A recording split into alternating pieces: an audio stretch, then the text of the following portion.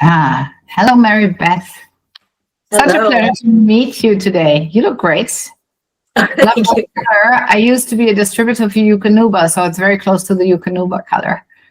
Very nice. The t-shirt. Yeah. Yeah. So welcome, Mary Beth. As I told you before, I initiated this Pet Industry Rising Summit to get together intelligent people in the industry, right?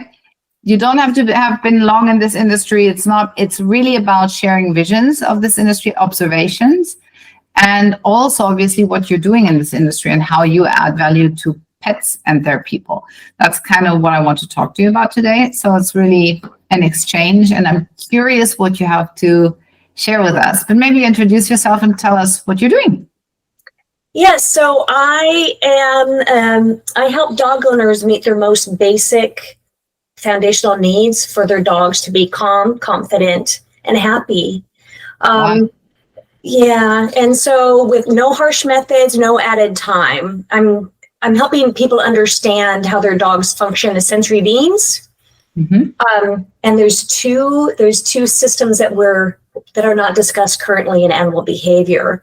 And so with this deeper understanding, their dogs will be safer. There will be a better relationship and trust built within your dog. Right. Cool. And what are those two things that are not discussed currently? So when we hear a lot about the fight, flight, or freeze parasympathetic nervous system, but we don't talk about the somatosensory system. And when you see a dog that's struggling, what are they doing? They're chewing the couch, they're pacing, they're spinning, they're too rough, they're pulling, that reactivity. They're feeding the movement sense and the muscle sense, which is behavior, right? When we see like that is a visual behavior.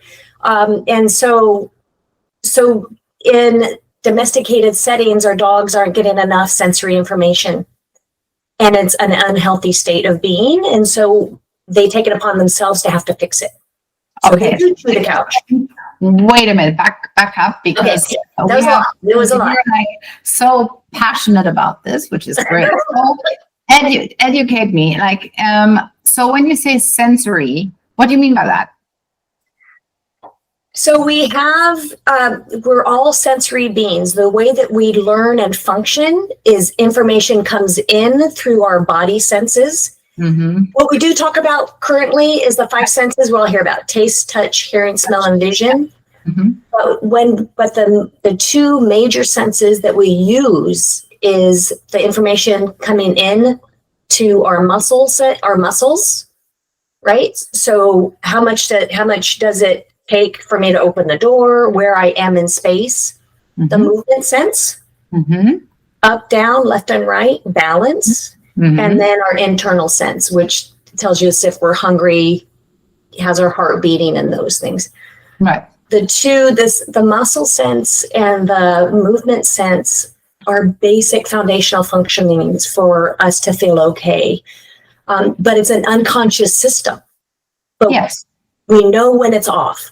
So an example of that is you go to the dentist and you have a numb tongue.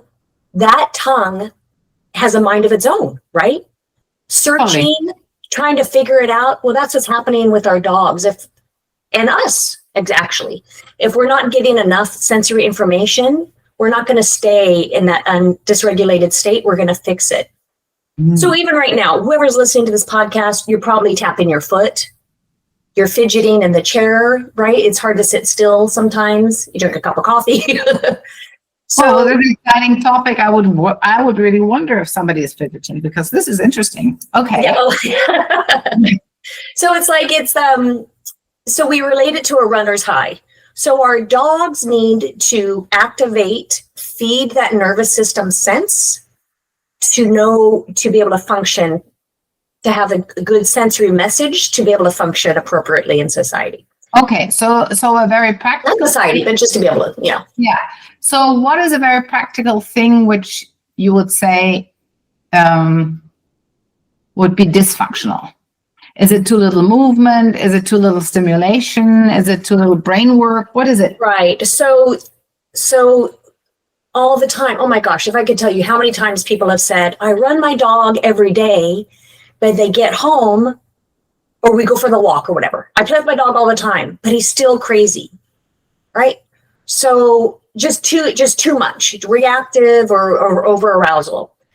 So what I see, that tells me that they're missing one of the either movement sense or the muscle sense. So if you're running your dog or walking them, they're missing that heavy work of muscle activation. Mm-hmm. If you're tugging with your dog all the time, they're missing the movement. They're probably missing the movement sense, right? Or I'm not strong enough to be able to play hard enough with some of these huge breeds, these working breeds, right? Yeah. And so having a strategy that they can activate both of those systems at the intensity, quality, and duration that the dog needs. He's the only one that knows what they need. We need to kind of get out of the way and offer them that strategy to absolutely go there. It's so fun to watch. It never gets old. You want to see that romp, you want to see that heavy shake, and then that equals calm. So they're moving those feet, they're working hard, and then like not even 10 minutes, they'll go lay down. Done. In that lovely bliss. It's really sweet. They have the soft face, and then you're like, okay, let's go. Then you start your day. Then you go to work or you get on. Well, that means you're balancing the sensory system. Yeah, we call it nervous system regulation. Mm-hmm. Yeah, sensory motor integration. We should do much more, right? Yeah, so I'm an occupational therapist first, and so I work with students with autism. Mm-hmm. And so part of that dysfunction is that they're not able to register appropriate sensory information, which is they cannot make sense of the world. Their communication, they can't problem solve.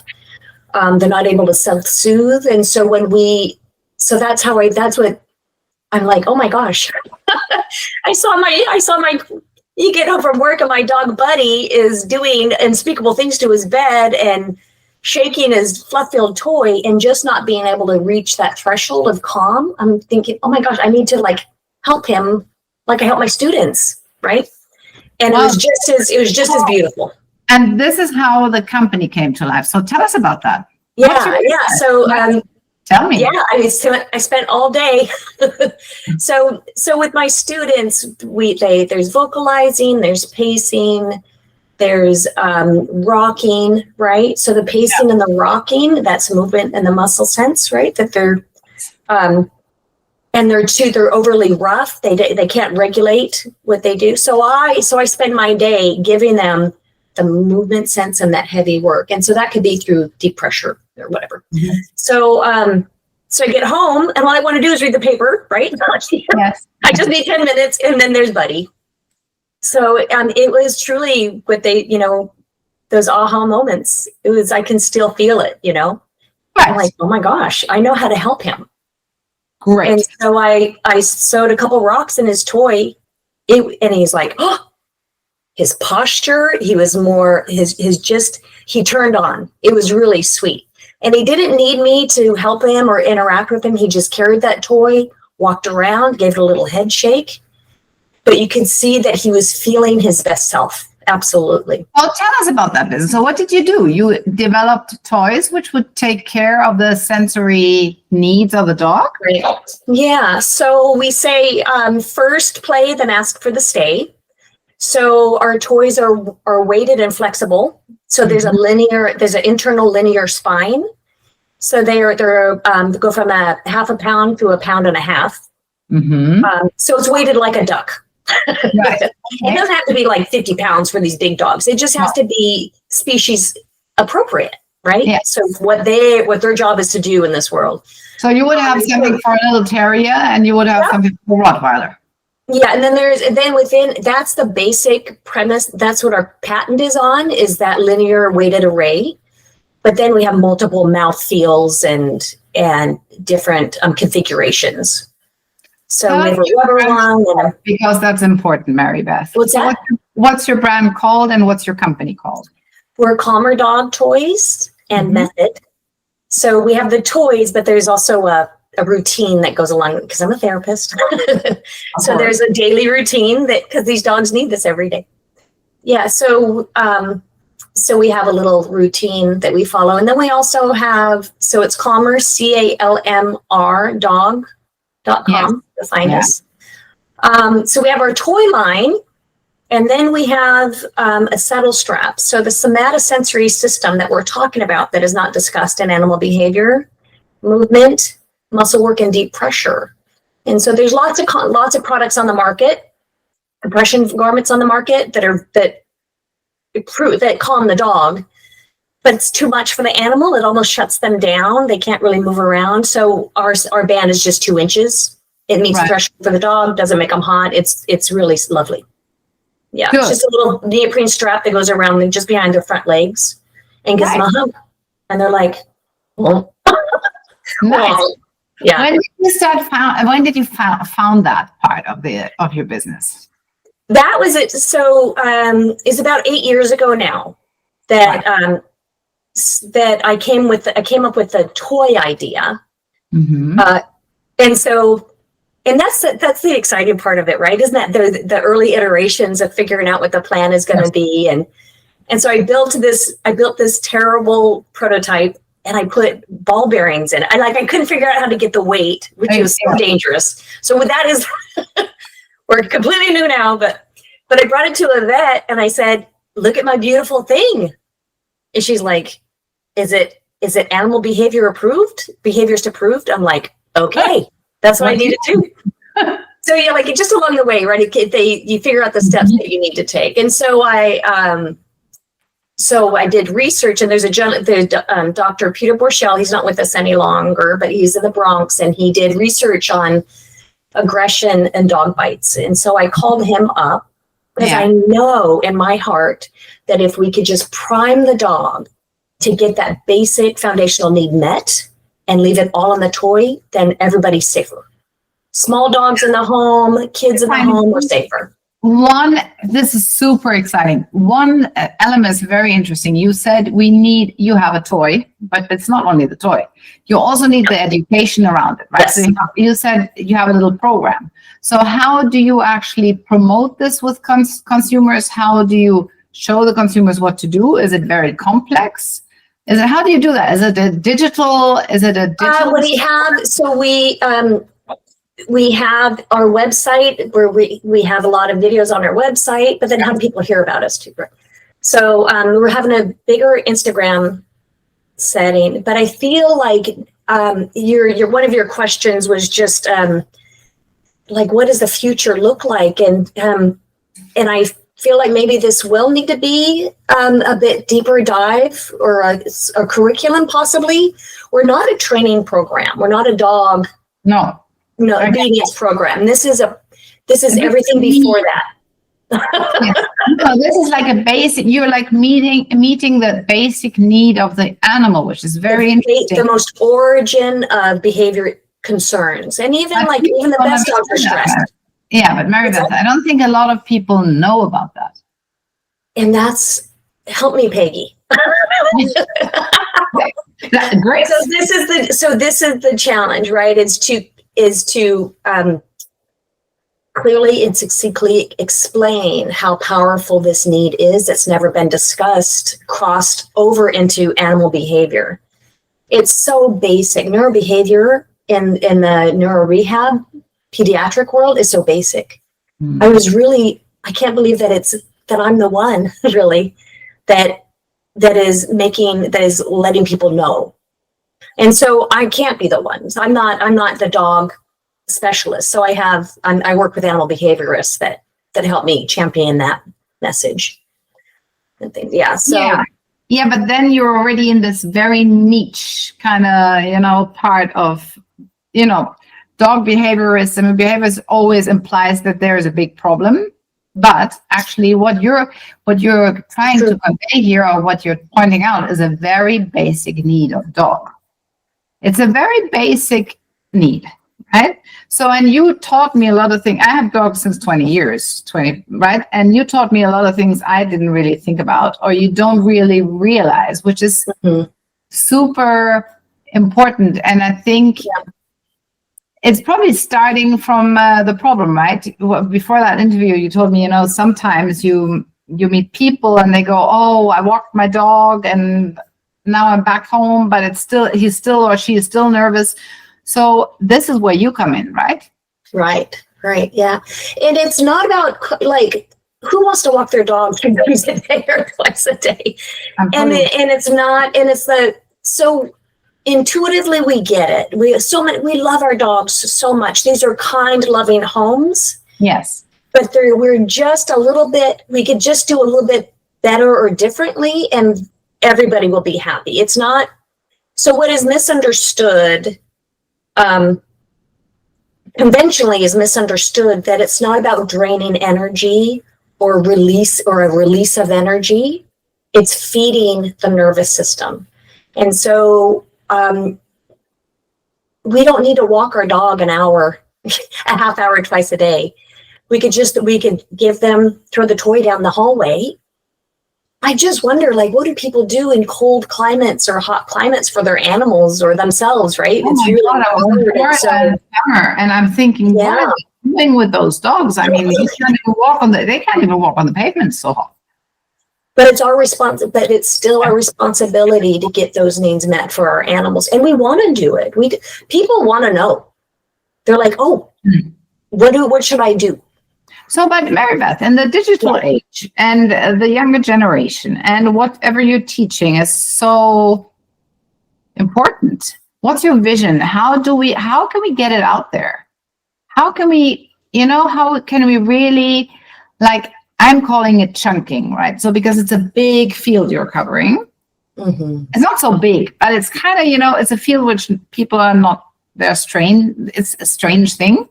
They haven't thought about it, right? Because they don't really know, even like with the typical dog with their terriers. Yeah, it doesn't seem like there's no behavior problem, but we could do better. For sure. Now we know more, and we could do better for them. And then there are the guys that are stressed, right? Yes. Like, oh my gosh, the industry is huge for calming, harsh. Calming strategies, right? Yeah. So the small step that we have taken is that we have it's a starter kit. Mm-hmm. Because I'm a therapist first, and we're not a toy company. we can't be enough. I studied, obviously, before I interviewed you, I studied your website a bit, or I studied your information a bit, and it's really interesting. Even though now it's much clearer to me after talking to you. Mm-hmm. Yeah, and the messaging, that is you're asking about, like, what is really the challenge, and the education component is the challenge. So we're always iterating and refining our message, and videos people have to see it. Yes. And then they'll get it. And over time, like the Thunder shirt was a beautiful example, right? They are kind of the first ones. Yeah. And now deep pressure, like, everybody gets it. And I think that's kind of the trajectory that we're going to have to be patient. And it's going to take a long time. And then whoever comes after us, they're going to, it'll be easier for them. But I enjoy it. And that's fine. It needs to be the right message. The vocabulary and labeling it correctly really matters. Yes, sure. Because you're claiming understanding and treating high energy stress dogs through play, right? Yeah. Isn't that so nice? It's very nice. It's though very, like, I think sometimes that people, sorry, it's my clock in my office. She's doing this twice, by the way. I think sometimes that people can make dogs more crazy if they play the wrong way. Make sense? Yes. It feeds that neuroses, right? Yeah. Or and we do that to our dogs in many ways. Just bribing them to behave. So, my goal would be, you see that the dogs like build a track, like they burn a track in the backyard from just that relentless on. And that's not healthy. It's a state of stress, right? Yes. So it is really beautiful to when all of the dog's needs are met, we shift from a relationship of dominance or training or obedience to it being them being with us and partnering with us, like a part of the family. Like, remember Petey? I don't know if you have the Little Rascals when you were a kid. Yes. But Petey was the best dog, right? He was just with them and he was on board for whatever is going on because he was out helping, like we had mentioned that, right? Working hard. Like there was one episode where he was like helping them build a fort and he was carrying, like dragging the 2x4. I remember. That's a Calmr Dog toy. Right? That's a Calmr Dog. Yeah. So where do you sell, Mary Beth? What's your distribution? What are you doing? So I just wanted to follow up just the one important point for starting this program is that we have a starter kit that has a behavior tracking sheet. Mm-hmm. So it has the pre-test, you do the program for 2 weeks, and then the post-test, and it walks you through. So I know everybody, it sounds like a lot, but it's fun to something to do with you and the family, right? That you play with the dog for a couple times a day, and then track it along the line. So we have our website, which is Calmr Dog, CALMR dog.com, and we're on Amazon as well. Okay. Yeah. Right. So you're selling through Amazon most of your toys, and then do you get with the toy? And then the settle strap. Then the settle strap would be settle SETTLE strap is on its own page. Yeah. Okay. And the guide comes with the toy. The starter kits. Yeah. Okay. Yeah. So the starter kit has it's athletic dogs. Yes. Comes with one toy, with a 1 pound toy.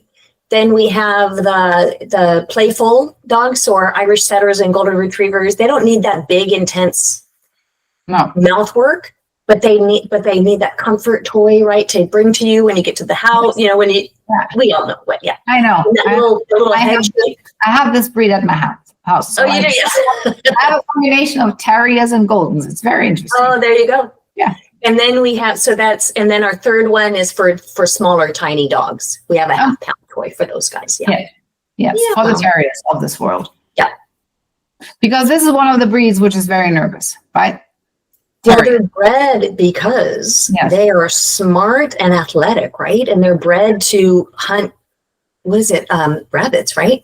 Rabbits, yeah. So, so they need to be fed, and they're that very specific input for them to be able to, right, not to turn it off, right, to be able to be more open and more adaptable to. Yes. The anxiety. I mean, so Victoria Stilwell said it so lovely, is that boredom and frustration is stress, and stress leads to bad behavior. Absolutely. So even the stress, like we're talking about dogs that, they're not, all of our dogs, any healthy dog is not made to lie around on the tile and watch us on our computers, right? A healthy dog does zoomies and gets into mischief and, right, is like, all the time. So if we can, during those bored times, that's when our program is really lovely. Yeah. That we can meet that threshold for them.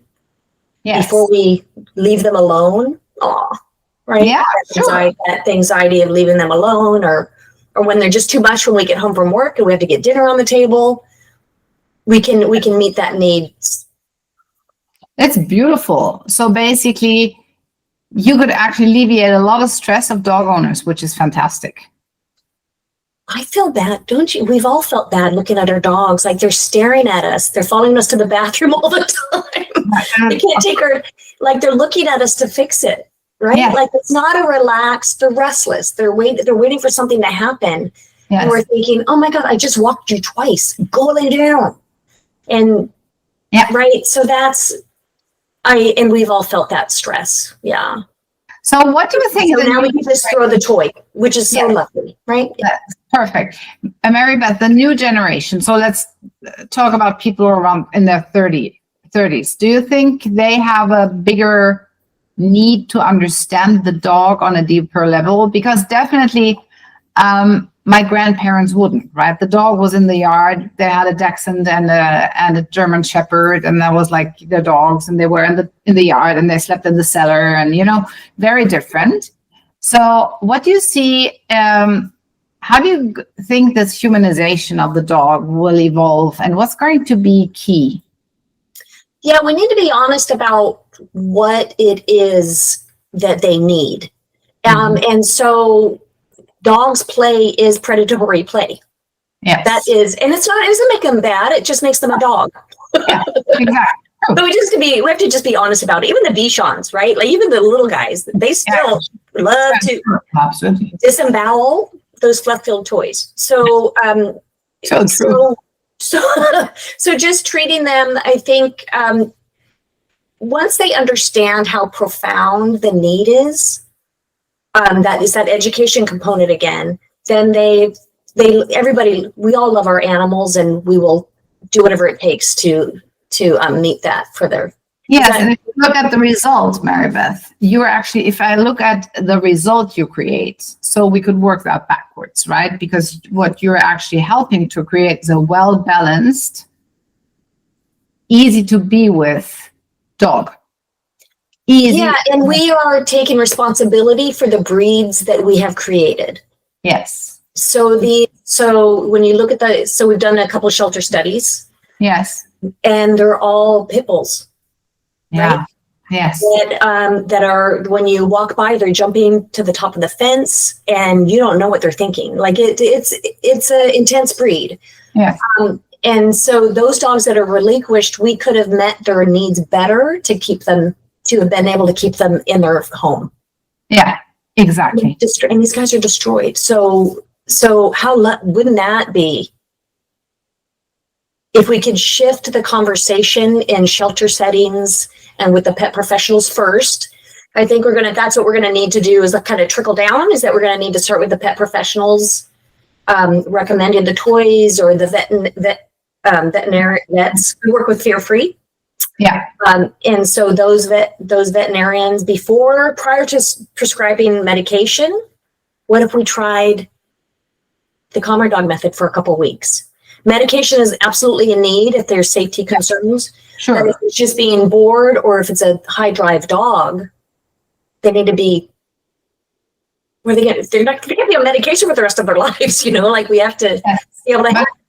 Mary Beth, I have to tell you, this is a very in-depth, I love your business because it's a very in-depth dog and pet owner type of business, which meets the needs of the dog. Oh, you're pink. Can you see it?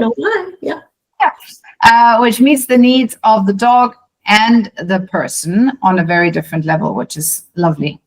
So, now you're I'm still here. There you go. I was going to see if I can get it back. Oh, didn't work. Okay. You're still pink. You're still Yukonuba. Now you're truly Yukonuba pink. Very nice. There you go.